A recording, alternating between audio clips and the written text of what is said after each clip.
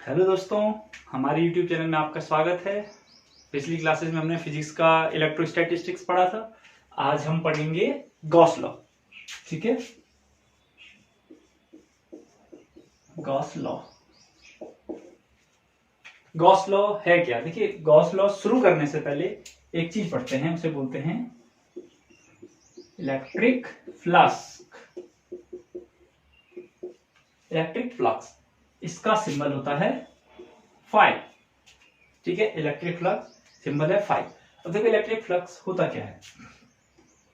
मैंने आपको electric field lines बताई थी कि जो प्लस वाले से निकलती हैं और माइनस वाले से एंटर करती हैं। ये इलेक्ट्रिक फील्ड लाइंस है। ठीक है, और अगर मैं एक डाइपोल बनाऊं, प्लस का क्यों माइनस का क्यों, तो ये प्लस से निकल के माइनस में जाएंगी इस डायरेक्शन में। ठीक है, ये बीच की डिस्टेंस 2 है। ठीक, इनकी कुछ प्रॉपर्टीज होती हैं कि always originate from plus charge and end up to minus charge. अगर डाइपोल के अंदर कहें तो डाइपोल के अंदर भी प्लस से माइनस जाएगा। ठीक है, ऐसा नहीं कि ये सर्कल बना रहा होगा, यहां भी प्लस से माइनस ही जा रहा होगा। ठीक है, separated by certain distance 2l, centre से l इधर और l इधर। ओके, दूसरा एक नेवर इंटरसेक्ट ईच अदर। अगर ये कहीं पे ऐसा कट करती हैं तो एक ही पॉइंट पे एक ही इलेक्ट्रॉन एलिमेंट, कुछ भी कह सकते हैं, उसको दो पाथ मिल जाते हैं और दोनों में ट्रेवल कर रहा है। इसके अकॉर्डिंग दोनों में ट्रेवल कर रहा है, जो पॉसिबल नहीं है। ठीक है, तो इसकी कुछ प्रॉपर्टीज हैं, वो भी देख लीजिएगा। ठीक है, इलेक्ट्रिक फील्ड लाइन इसी पे डिपेंड कर रहा है। अब इलेक्ट्रिक फ्लक्स है क्या? Electric flux phi equal to E dot D होता है। ठीक है, साथ में लगा होता है इंटीग्रेशन सी। देखिए, ई डॉट डी ए, अगर मैं यहां पे छोटी सी यूनिट सरफेस डी ए लगा दूं, ठीक है, सरफेस एरिया डी ए, तो उस एरिया से कितने इलेक्ट्रिक फील्ड लाइंस पास हो रही हैं। यानी कि अगर आपका कोई चार्ज है, प्लस माइनस प्लस चार्ज, ये इमिट करता है इलेक्ट्रिक फील्ड लाइंस, और ये किस फॉर्म में करता है? स्फीयर की फॉर्म में। अब मैं यहाँ पे दिखा नहीं सकता, ये 2D है, ये क्या करेगा? स्फीयर की फॉर्म में इमिट करेगा। तो कोई सा भी एक छोटा सा एरिया ले लिया डी ए, छोटा सा पोर्शन डी ए, तो इस डी ए से कितनी इलेक्ट्रिक फील्ड लाइन पास हो रही हैं इस डी ए के अंदर से, वो क्या कहलाता है? आपका electric flux. Amount of electric field line passing through a unit surface is known as electric flux. ठीक है, चलिए अब गॉस लॉ पे बात करते हैं। गॉस लॉ पूरा इलेक्ट्रिक फ्लक्स पे ही डिपेंड करता है। ठीक है, गॉस लॉ है, गॉस लॉ का स्टेटमेंट देख लीजिएगा।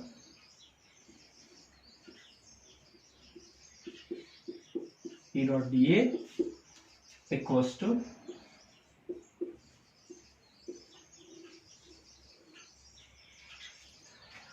amount of electric flux passing through a closed surface, through a closed, ध्यान रखिएगा, closed, ये जो सर्कल बन रहा है उसी का बन रहा है।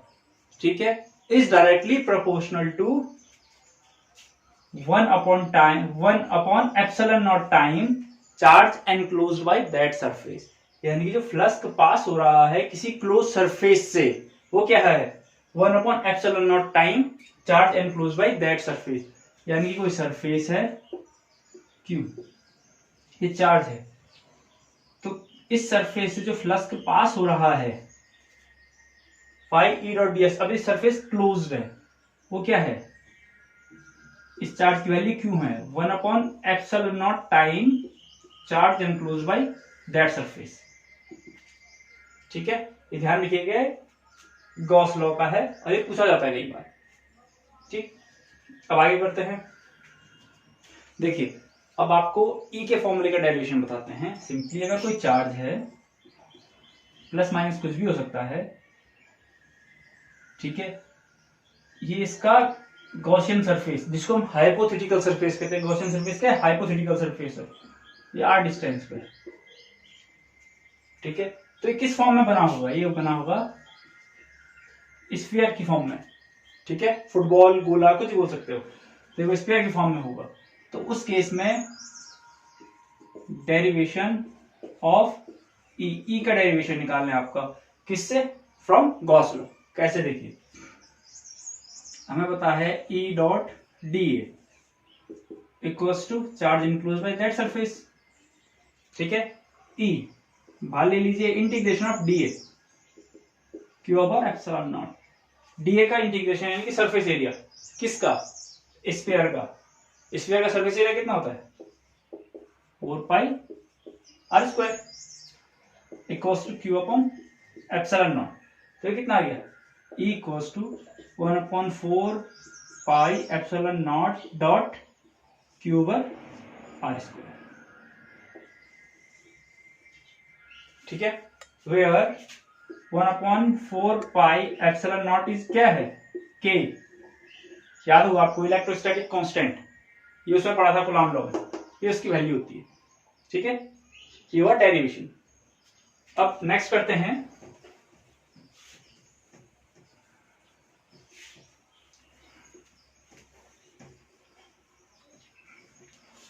गॉस लॉ के अंदर 3 टॉपिक्स आते हैं,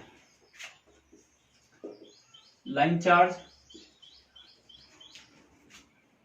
surface charge and volume charge. ये डेंसिटी है साथ में, line charge density, surface charge और वॉल्यूम चार्ज। इसको लैम्डा से डिनोट करते हो, इसको सिग्मा से, एंड इसको रो, ठीक है। इनके फॉर्मूले लिख देता हूं, डायरेक्ट डेरिवेशन की जरूरत नहीं है, मैं डायरेक्ट लिख रहा हूं। इनके फॉर्मूले हैं Q ओवर L, इसका आएगा sigma equals to Q over A, इसका आएगा rho equals to Q over volume, ठीक है।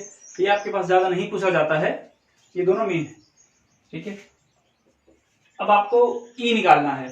अब क्योंकि लाइन चार्ज है, लाइन चार्ज का बनेगा कैसे, देखो एक लाइन है, ठीक है, प्लस अगर कोई तार उसमें प्लस चार्ज है तो जो इसका गॉसियन सरफेस बनेगा वो सिलेंड्रिकल शेप का होगा, सिलेंड्रिकल शेप, ठीक है, रेडियस r और length l।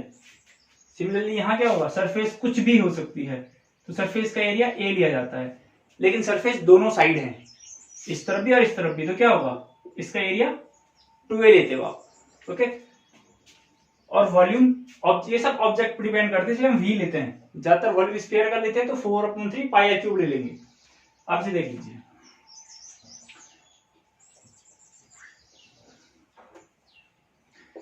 E dot D L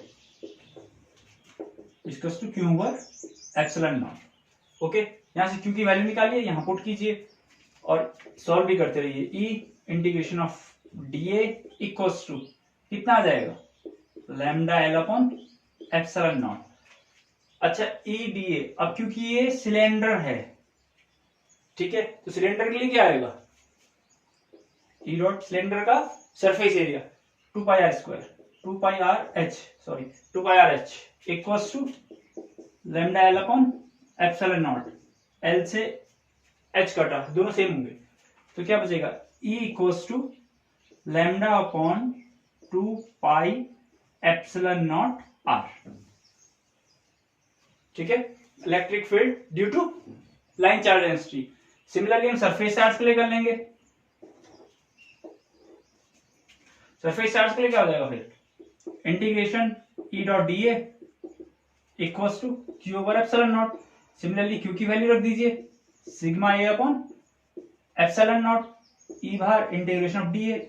अब हमें सरफेस का पता नहीं है, रेक्टेंगुलर है, स्फीयरिकल है या सर्कुलर है, कुछ भी हो सकती है, तो हम डीए को सिर्फ ए लिखते हैं। आप क्योंकि देखो सरफेस दोनों साइड होगी इसलिए 2a आएगा, E dot 2a equals to sigma A upon epsilon naught, इसे ए कटा तो E equal to sigma upon epsilon not.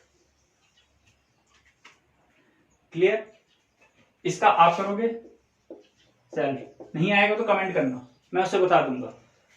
इसमें इसके कुछ यूजेस हैं, आपको जब क्वेश्चन सॉल्व करते हो उस कंडीशन में यूज होगा, वहां पे बताएंगे आपको।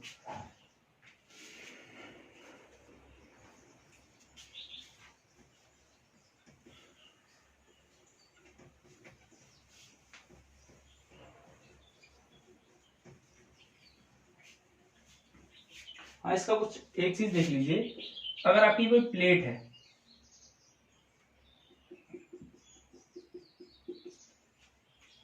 चार्ज प्लेट, तो आपसे पूछा जाता है कि इस साइड ई की वैल्यू निकालो और इस साइड भी ई की वैल्यू निकालो।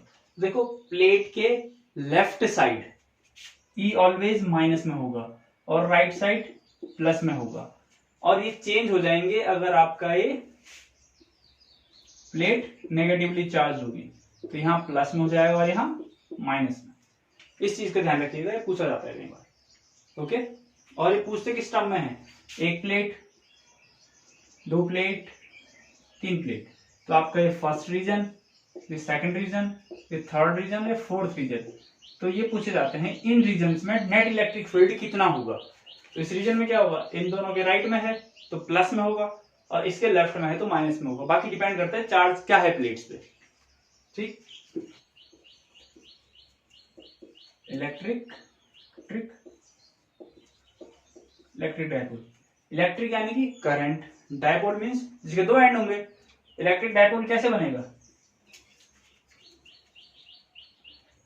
Plus Q minus Q, when two charges of same magnitude, दो charges same magnitude with opposite sign. Opposite sign means दोनों एक प्लस में एक माइनस में है। जब दो चार्ज सेम मैग्नीट्यूड यानी कि वैल्यू सेम होगी उनकी, लेकिन क्या होंगे वो अपोजिट होंगे, are separated by certain distance, then they form a dipole. ये क्या बनाते हैं, एक डाइपोल। ठीक है, ये सेम केस आपका मैग्नेट में भी होता है, नॉर्थ और साउथ, कि जब दो पोल्स, ठीक है, अलग अलग साइन के बट मैग्नीट्यूड क्या होगा, सेम होगा, तो क्या बनेंगे, मैग्नेटिक डायपोल। यहाँ पे इलेक्ट्रिक डायपोल की बात हो रही है, तो क्या होगा, जो दो चार्ज हैं, दोनों चार्ज का क्या है, मैग्नीट्यूड तो सेम है लेकिन साइन अलग अलग, इसलिए इलेक्ट्रिक डायपोल बन रहा है। ठीक है, फिर एक चीज निकालते हैं, electric dipole movement. Electric dipole movement किससे शो करते हो, P से। इसका फॉर्मूला Q इंटू 2L। अब डायरेक्ट क्या लिखते हो, electric dipole movement is defined as, definition आप फॉर्मूले से लिख सकते हो, product of magnitude of either charges, दोनों में से किसी भी एक चार्ज का magnitude and distance between them, उनके बीच की डिस्टेंस, Q इंटू 2L। ठीक है, यह है डायपोल मोमेंट। क्लियर, ये यूज कहां होता है, अब यूज कहां पे होगा, देखो क्लास 12 के लिए तो है, दो पोजीशन आती है, एक एक्सियल और एक इक्वेटोरियल। जब आप डायपोल सॉल्व करते हो, आपको ये पूछा जाता है कि कोई पॉइंट P है जो सेंटर से R डिस्टेंस पे है, यहां पे इलेक्ट्रिक फील्ड निकालो। ठीक है, और सिमिलरली यहां से कोई पॉइंट ऊपर पे है, यहाँ पे P, सेंटर से R डिस्टेंस पे है, तो इलेक्ट्रिक फील्ड निकालो। दोनों कंडीशन अलग अलग है, ये एक्सियल की है और ये इक्वेटोरियल की है, दोनों का आंसर्स भी अलग अलग आते हैं। अगर ये डेरिवेशन बताना होगा तो आप कमेंट कीजिएगा, मैं इसे बता दूंगा, अदरवाइज यूज का नहीं है ज्यादा। ये होगी, आज के लिए इतना ही। इलेक्ट्रोस्टैटिक्स यहीं पे खत्म होता है। अगर कोई डाउट हो तो आप कमेंट कीजिएगा। वेन डी ग्राफ जनरेटर है लेकिन वो सिलेबस में नहीं है, सिलेबस से हटा दिया गया है। अगर कोई टॉपिक छूटता है तो आप बताइएगा, उसे आगे कर लेंगे। तब तक के लिए थैंक यू, कीप वॉचिंग।